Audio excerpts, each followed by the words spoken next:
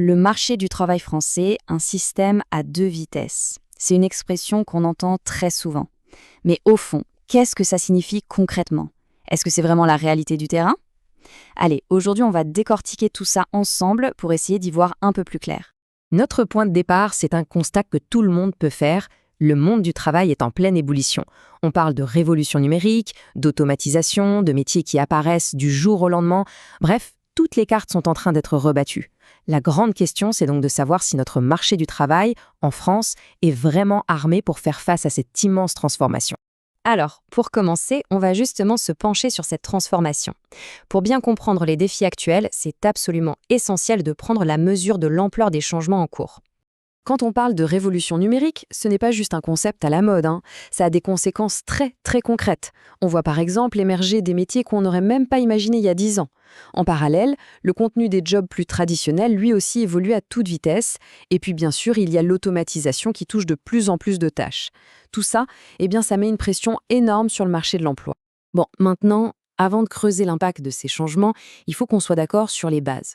Comment ça fonctionne, en théorie, un marché du travail? C'est important de revoir les fondamentaux pour bien comprendre la suite. Alors voilà, en gros, comment on peut découper la population. D'un côté, on a ce qu'on appelle la population inactive, qui inclut par exemple les étudiants ou les retraités, et de l'autre, on a la population active.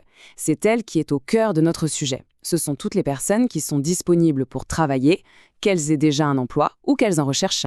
Et pour que ce soit bien clair, cette population active, elle se compose de deux groupes. D'abord, les personnes qui ont un travail, les actifs occupés, et ensuite, celles qui en cherchent un activement, les chômeurs. Ensemble, ces deux groupes forment ce qu'on appelle l'offre de travail. Et le chômage, dans tout ça, c'est quoi exactement? Au fond, c'est un déséquilibre. Un déséquilibre entre l'offre de travail, donc les gens qui veulent travailler, et la demande de travail, qui vient des entreprises. Pour le dire plus simplement, quand il y a plus de personnes qui cherchent un emploi que de postes disponibles, ça crée du chômage. Pour mesurer tout ça, les économistes ont un indicateur clé, le taux d'activité. C'est un calcul assez simple en fait. C'est le pourcentage de personnes actives par rapport à l'ensemble de la population en âge de travailler. Et ce chiffre, il est vraiment crucial pour évaluer la santé économique d'un pays. Ok, tout ça, c'est la théorie. C'est propre, c'est carré. Mais la question est-ce que la réalité est aussi simple? Est-ce qu'il existe un seul grand marché unifié où tout le monde se rencontre? La réponse, c'est non, pas vraiment. Et c'est là qu'on arrive au cœur du problème français, ce fameux marché à deux vitesses. L'idée, c'est qu'on n'a pas un, mais bien plusieurs marchés du travail qui coexistent, mais qui ne fonctionnent pas du tout de la même manière. C'est une vraie dualité. Cette image l'illustre parfaitement.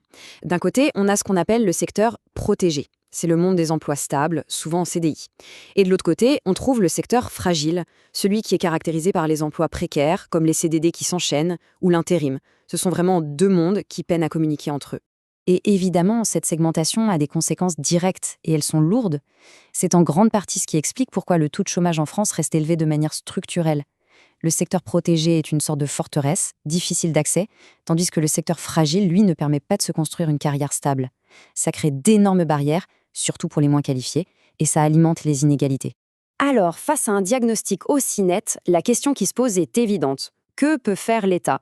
Quelles sont les stratégies qui sont mises en place pour tenter de corriger ces déséquilibres? Eh bien justement, on entre dans le domaine de ce qu'on appelle les politiques de l'emploi. Ce sont toutes les mesures que les pouvoirs publics peuvent prendre pour essayer de lutter contre le chômage et ses causes. Pour simplifier, on distingue généralement deux grandes familles de politiques. D'un côté, les politiques dites passives, dont le but est d'indemniser les chômeurs, de les aider financièrement. L'exemple typique, c'est l'assurance chômage. Et de l'autre côté, il y a les politiques actives. Là, l'objectif est différent. On cherche à agir directement sur le nombre d'emplois et à améliorer le fonctionnement du marché. Et c'est sur celle-ci qu'on va se concentrer. La logique de ces politiques actives, elle s'articule autour de trois grands objectifs. Premièrement, améliorer le fonctionnement général du marché. Deuxièmement, favoriser la création d'emplois qui soient stables. Et troisièmement, bien sûr, faciliter l'accès à l'emploi pour les personnes qui en sont le plus éloignées. Décortiquons un peu cette logique. Pour atteindre ces objectifs, l'État dispose de plusieurs outils. Il peut lancer de grandes réformes structurelles, comme celle qui a transformé Pôle emploi en France Travail. Il peut aussi subventionner certains types d'emplois ou encore investir massivement dans la formation professionnelle. Le but final, c'est toujours de mieux faire correspondre l'offre et la demande et d'améliorer ce qu'on appelle l'employabilité des gens. Et tout ça, ce n'est pas juste de la théorie. Il y a des exemples très concrets qui ont été mis en place ces dernières années. On peut penser au CPF, le compte personnel de formation qui date de 2015 et qui permet à chacun de se former tout au long de sa vie. Il y a aussi la loi Avenir professionnel en 2018 qui a pas mal bousculé le système, ou plus récemment, en 2022, le fameux système de bonus-malus qui est conçu pour pénaliser les entreprises qui abusent des contrats courts et récompenser celles qui embauchent en CDI. Ok, donc on a vu le diagnostic, on a vu les outils qui sont à disposition. Maintenant, demandons-nous vers quoi tout cela nous mène-t-il? Quel est l'objectif final? Quel est le modèle de marché du travail qu'on essaye de construire pour le futur? En fait, l'objectif ultime, on pourrait le résumer ainsi.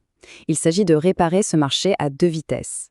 Ça passe par plusieurs choses. Fluidifier la rencontre entre les recruteurs et les candidats, faire en sorte que l'emploi stable, le CDI, redevienne la norme, et surtout, donner aux personnes les moins qualifiées les compétences dont elles ont besoin pour trouver leur place durablement sur le marché. Mais voilà, pendant qu'on s'efforce de résoudre les problèmes d'hier et d'aujourd'hui, une nouvelle vague de transformation, peut-être encore plus grande, déferle déjà. C'est celle de l'automatisation et de l'intelligence artificielle. Alors une immense question reste en suspens. Les outils qu'on est en train de construire seront-ils suffisants pour affronter les défis de demain?